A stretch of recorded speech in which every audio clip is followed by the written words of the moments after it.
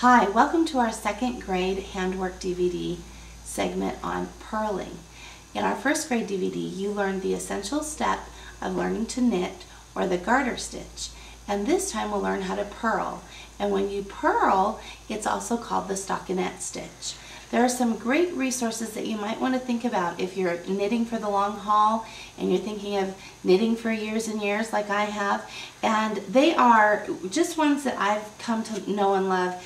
This first one is the Vogue Knitting Quick Reference, and I really like it because it has all of the stitches, very easy to read, very easy to comprehend. But you know, now that I'm sort of becoming this techno geek, I really like my Nook. And there's a great knitting guide also available on the Nook Color. And I just really come to love this one as well. And so I tend to grab this one much more lately because it has the same information and I can just slip it in my bag and it's a lot easier to carry with me. So those are just two great resources and references that you can sort of have as your knitting career progresses. So today we're going to use our same number 9 needles that we used in first grade, and we're going to teach you a new little verse, and we're going to be creating the stockinette stitch, and that will really open up what you can do with your knitting.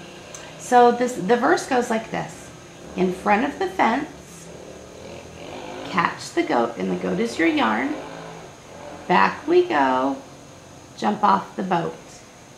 In front of the fence, catch the goat, back we go, jump off the boat.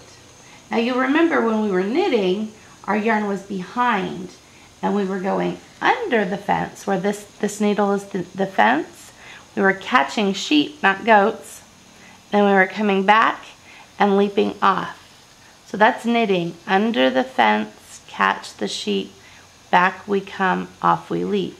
And for purling, you bring your yarn in the front and you're in front of that fence. So in front of the fence, catch the goat, back we go, jump off the boat.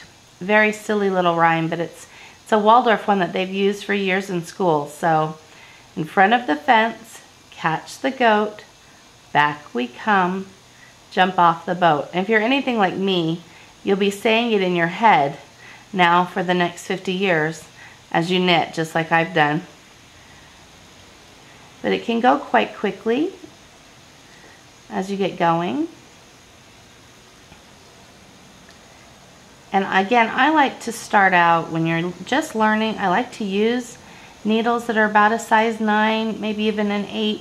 I think it allows you to see your stitches and your mistakes a lot easier as you're starting. And this is just a washcloth that I'm working on here.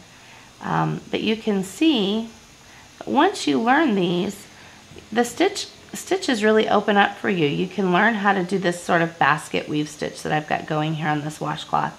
And also learning many other things that will help you put garments together, sweaters and things like that. And you know, those stitching guides that I mentioned at the beginning are great for teaching you how to do other stitches, like for instance, knitting front and back. So if we do that, we're going to put this yarn back here, and I wouldn't start teaching this to a child just yet. Maybe by the end of 2nd or 3rd grade they can handle some of these, but I would right now keep with basic increasing and decreasing for them. So if we're going to do knitting front and back, which is one of my favorite ways to increase, you pull it in front, and instead of leaping off, you're going to pull that needle back around into the back and add a stitch there. Of course, there we go. My needle doesn't want to go through. So just take some time and really play with it and have fun. But again, in the front, for purling, that's the most important thing to remember. In front of the fence, catch the goat, back we come, jump off the boat. In front of the fence, catch the goat, back we come, jump off the goat. Hopefully that gets you started. The next little segment we'll do with my daughter, and we'll be right back.